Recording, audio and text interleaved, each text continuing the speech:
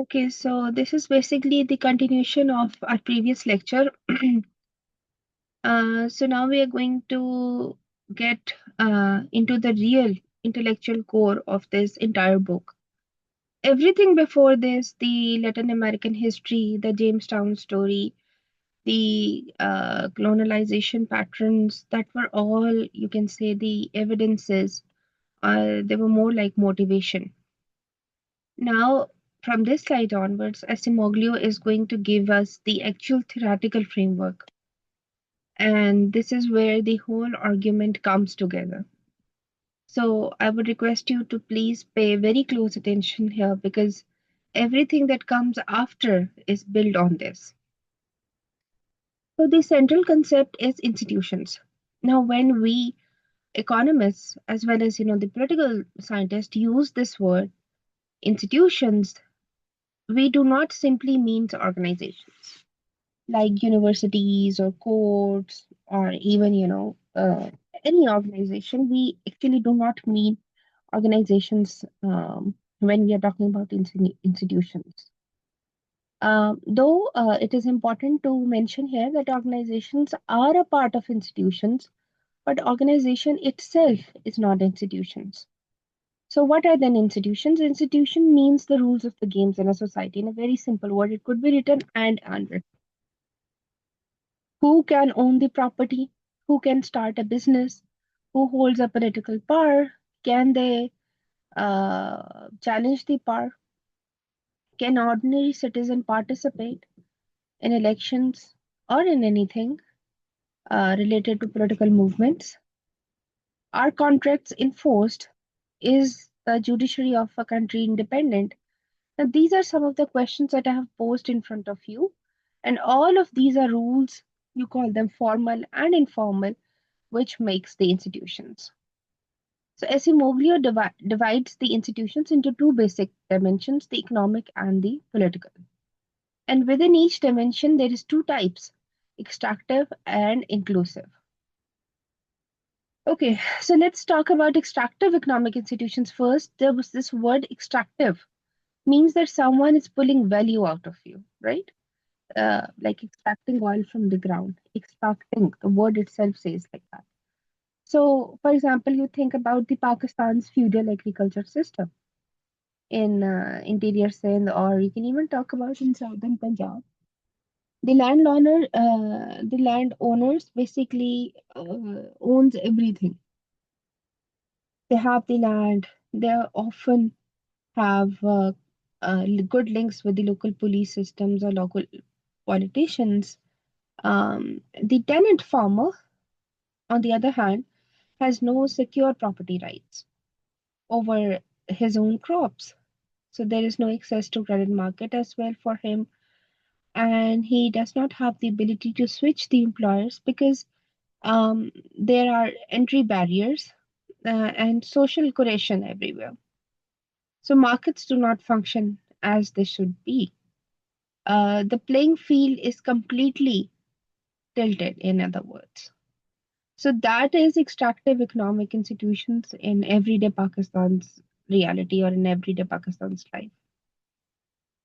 Um, if you talk about extractive political institutions, unlike the extractive economic institutions, now we are talking about absolutism. And it is the most extreme form, absolutism. Acemoglu calls the most extreme form of extractive political institutions as absolutism. And it is a state where power is concentrated in the hands of very few, without any constraints. There's no checks and balances. There's no rule of law that applies equally to everyone. For example, you think about the military rule in Pakistan's era of Ayub Khan, Zia, or even Musharraf. So one institution making this decision for about 150 million people, with parliament either dissolved or toothless, and judiciary would also be under the pressure, and media was controlled. This is extractive political institutions. The power are above and in the hands of few. Let's talk about inclusive economic institutions. And this is actually what you want for development, what Acemoglu wants for development, and what is more desirable. You see secure property rights. It means that if I build something, nobody can take it from me. There is rule of law, which means that courts can enforce contracts fairly. There are open markets, which means that a new entrepreneur with a very good idea can actually enter the market and compete with others. There is access to education and opportunities for majority of the citizens, and not just for the few elite class. Um, so think about the South Korea's economic rise, for example, where new businesses like Samsung were allowed to grow, experiment, fail, and try again. So the state supported markets without completely controlling them. And ordinary Koreans could invest in education and also see a return. This is a type of inclusive economic. On the other hand, inclusive political institutions talk about, again, this is also desirable, and it talks about the broad participation of masses, politicians, so broader political participation. Um, Opposite to absolutism, we see pluralism here. So there are multiple parties. The election takes place. There is free press. There are independent courts. Parliaments would hold government accountable. Rule of law applies to everyone. The prime minister, the general, the feudal lord, not only the poor man who steals the bread. And power is distributed, checked, and constrained. Now, among all this important slide, the crucial point Asimoglu is making is that these two dimensions are deeply connected.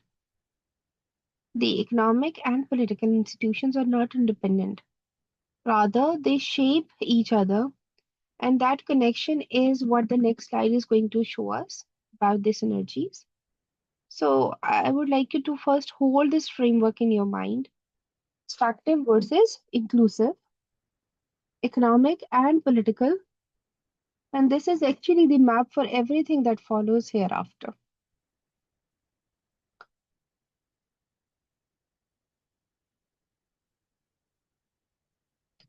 Okay, now this is, I would say, a very beautiful, simple slide, but it contains the most important structural insights of the entire book. Asimoglu presents a simple 2 by 2 matrix over here. On one axis, you see economic institutions, inclusive or extractive, and on the other axis, you see political institutions, inclusive and extractive. And he's telling us about the synergies, how these combinations interact. Importantly, the stable self-enforcing combination are the diagonal ones, the inclusive economic and inclusive political one.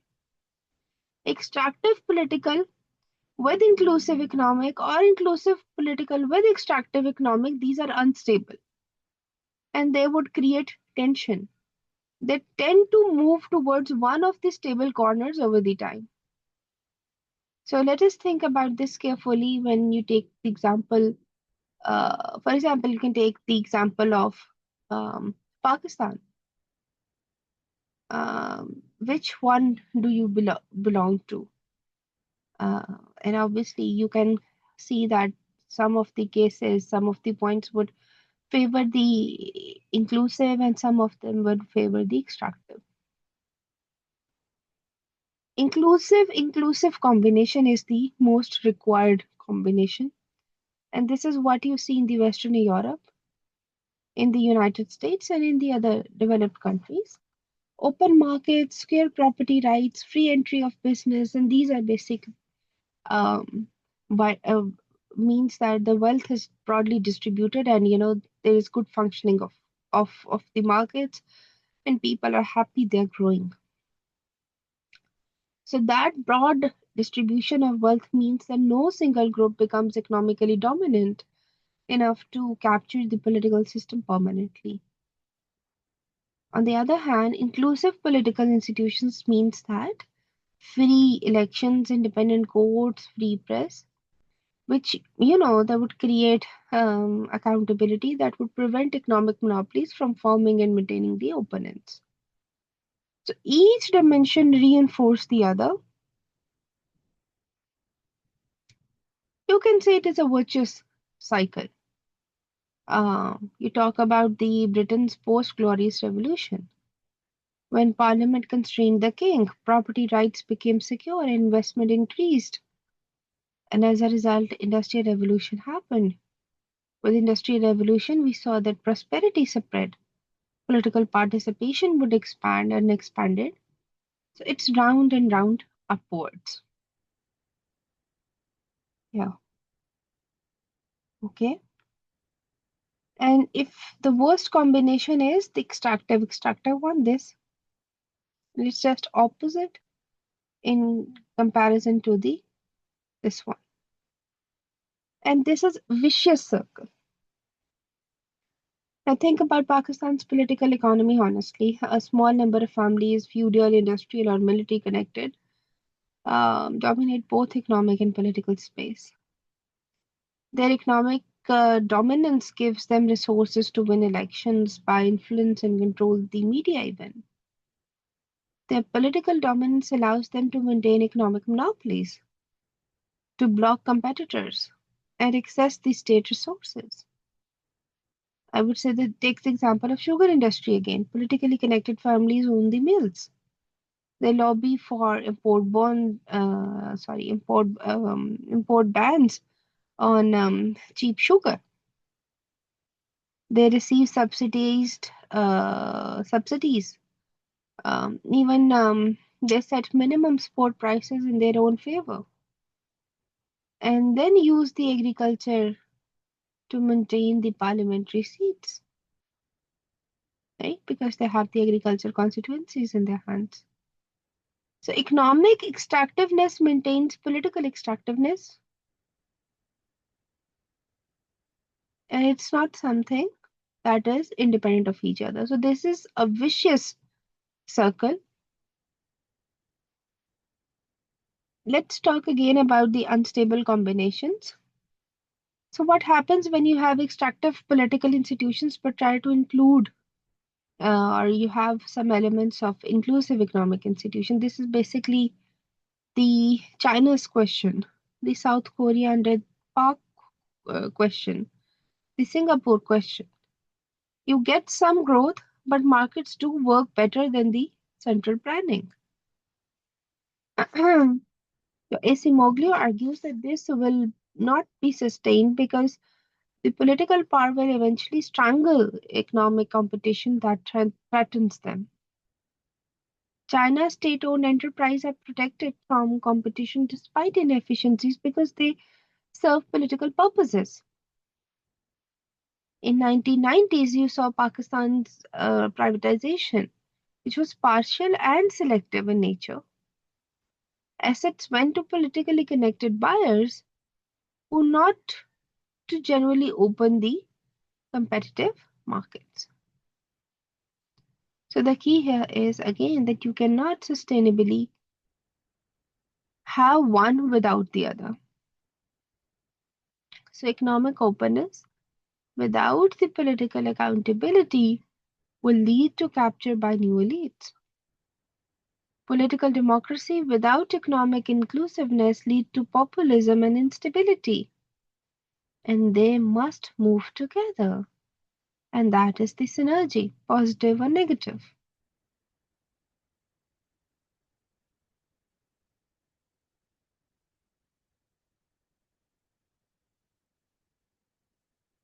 So now, Acemoglu is trying to explain the mechanism, specifically how do inclusive institutions actually would generate economic growth, and what is the causal chain here. And this is important because saying inclusive institutions cause growth is not enough. We need to understand why, otherwise we cannot design policy or understand the history. So he gives us three channels, and I want you to think about each one with concrete examples from our region. First channel is that encouraging investment through secure property rights. This sounds very obvious, but its complications are enormous. If I know that my investment, my factory, my shop, my crop, my education is protected by law and cannot be arbitrarily confiscated, I will invest more, right? I'll take risks. I'll think long term. Now think about what happens in the absence of this. In Pakistan, the concept of encroachment and illegal occupation of property, which is also called as kabza groups, is endemic in many cities. People build houses and businesses knowing that connected political figures or land mafias can simply take away the property. What does this do to the investment incentives? Obviously, it massively reduces them. People kept suffering. People keep wealth in gold, in foreign bank accounts, in real estates that can be physically defended, not in productive long term investments, because they're afraid. So, the property rights channel in action, or rather, its absence in action.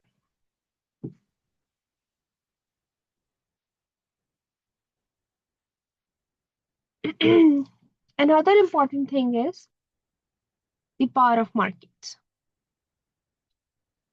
So, when markets function properly, when prices signal information, and when efficient firms can enter and inefficient ones exit, when credits is available to those with good ideas rather than those with connections, and resources flow to their most productive uses, this is the best. The economy becomes more efficient. You think about the Pakistan's textile sector where it is relatively competitive and open to exports market, and this is one of the reasons why it has somehow grown, innovated, and become a little bit significant. Now compare that to sectors like electricity distribution where WABDA has monopoly. You see circular debt and political interference in pricing have made the sector chronically inefficient and a drag on the entire economy for decades. So markets work when they're allowed to work. The third important thing is generating broad-based participation. When education is accessible to more citizens, when anyone with talent and drive can enter the marketplaces and politics, regardless of their son of a poor family in rural Punjab might have exceptional entrepreneur ability, but if he cannot access the quality education, credit, or fair legal treatment, that talent is wasted. So, inclusive institutions capture this talent. South Korea's massive investment in public education from 1990s onwards is a key reason for its economic miracle. And it was not just capital investment, we know it was actually the human capital investment across the entire population. So, Acemoglu identifies the key aspect, which is inclusive institutions would generate investment in technology and people. And this is a reference to the economist idea as well, that economic progress happens through the destruction of the old industries and businesses by new, which are more efficient ones. The automobiles destroy the industry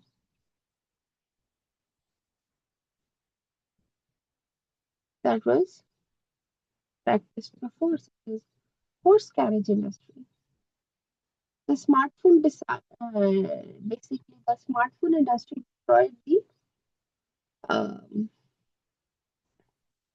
industries of cameras because cameras are now embedded in every phone. The music CD industry was destroyed as well after the launch of YouTube or internet. So now no one has CDs with them. So this process is enormously productive for societies as a whole. But again, it is also fattening to the owners of the old industries. And this is exactly why the next question Simone raises is so important. That if inclusive institutions are so much better, why are extractive institutions so prevalent throughout the history and even today? And the answer, as we'll see in the coming slides, is that creative destruction has victims. And those victims, if they have political power, will do every effort.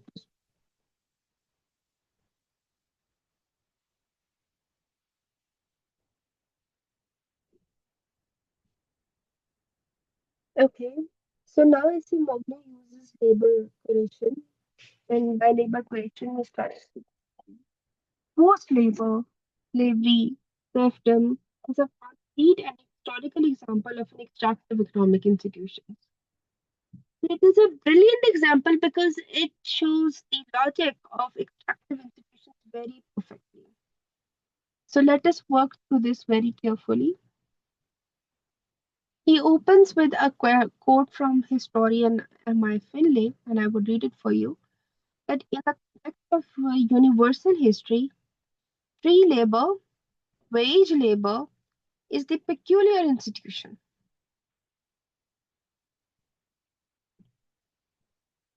So he's trying to explain that in the context of universal human history, free labor and wage labor are actually the unusual institution. Now think about that for a moment. We in the modern world take for granted that workers are free.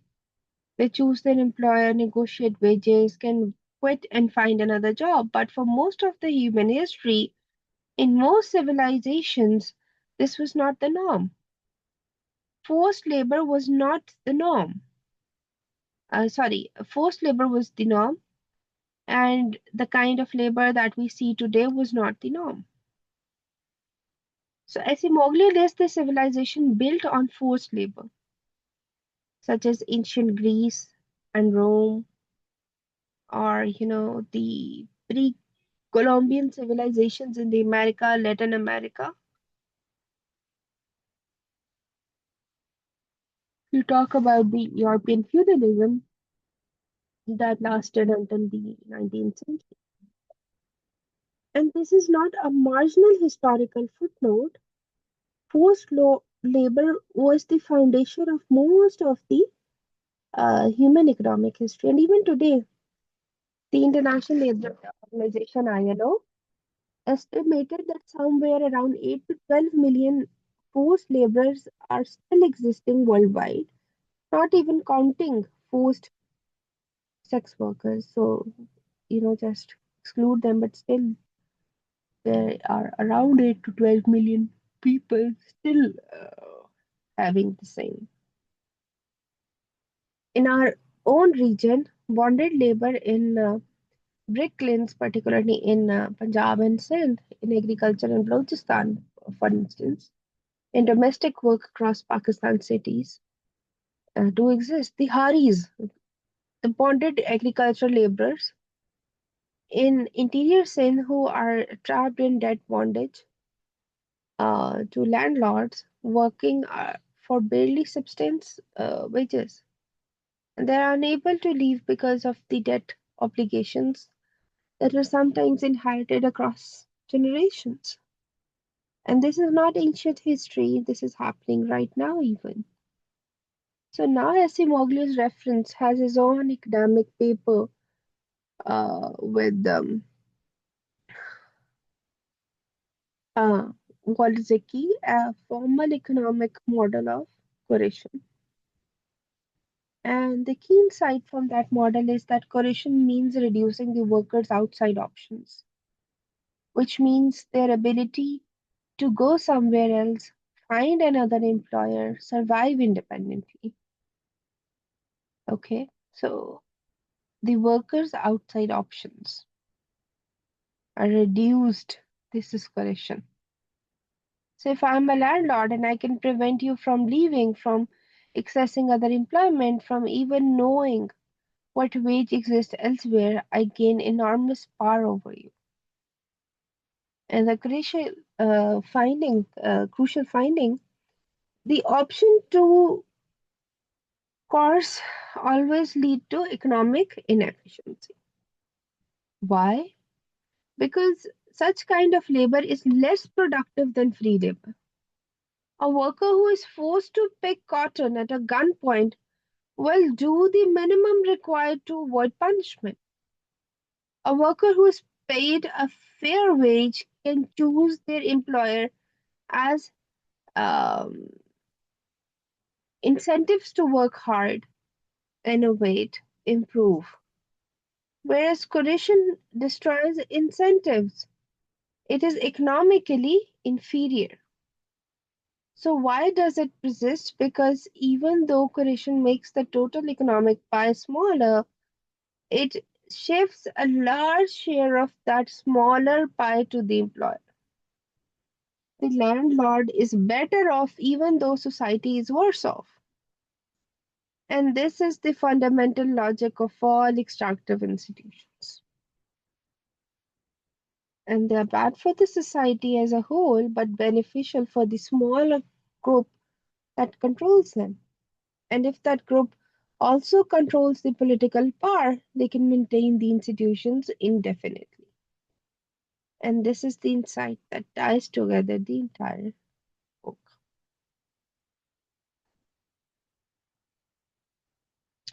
Let's go a little bit more deeper.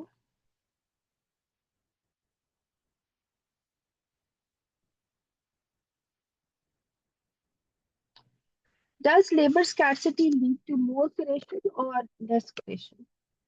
And this might seem like a technical question, but the answer reveals something very important about how institutions shape economic outcomes. The intuition most people have is if labor becomes scarce, workers have more bargaining power. So coercion should decrease. And historically, you have seen the Black Death of 14th century, which killed roughly a third of Europe's population. So labor became dramatically scarce. So did coercion decrease? And this is what is interesting over here. It depends where were you. In Western Europe, the Black Death did lead to collapse of feudalism. Workers demanded and got better wages and conditions. The system weakened. So this fits the intuitive story, but uh, in Eastern Europe, for example, in Poland, in Russia, or Prussia, the exact same demographic shock led to, you can say, more of serfdom. And this is so-called second serfdom, which emerged in the 16th century, where peasants were bound more tightly to the land than before. So you see same shock, but completely opposite institutional outcomes. Why? And this is what Acemoglu and his co-author work out formally, and they are two competing effects. They say the outside option effect and the price effect. Okay, so the outside option effect is that when population falls, workers have better alternatives. So they can move to cities, find other work, survive without landlords. And this reduces the correction because the landlord can easily trap them anywhere. They dominated the Western Europe, where cities were more developed, trade was more active, and communities had more organization, uh, and they actually had, in very simple words, have more bargaining power. Bargaining power. The price effect is basically when population falls, the price of agriculture output rises, and because there is less food being produced for survival, this makes each unit of forced labor more valuable to the landlord. So the landlord's incentive to cost actually increases, combined with the fact that in Eastern Europe, landlords had stronger political control and peasants' communities were less organized. So the price effect dominated. Landlord intensified coercion to capture more of the now higher agriculture profits. Now, please let me bring this to Pakistan. Mechanization of agriculture, tractor replacing manual labor, should in theory reduce the bonded labor by reducing the landlord's need for more labor forces, right? And to some extent, this happened in more mechanized regions of Punjab, but in areas where labor intensive crops like sugarcane dominated, and where landlords have strong political controls over the local administration and police, coercion persists even as wages technically rise somewhere else in Pakistan. So, the institutional context, who controls the political power locally, determines whether the economic changes translate into better conditions for workers or not. So, the lesson is that economics never operates in an institutional vacuum.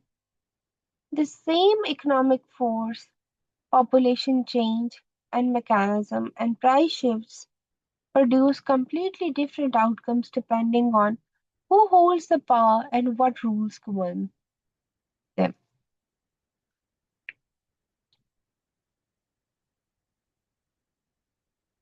So, with that, I'll take a break, and in the next lecture, we are going to start the other part of the story.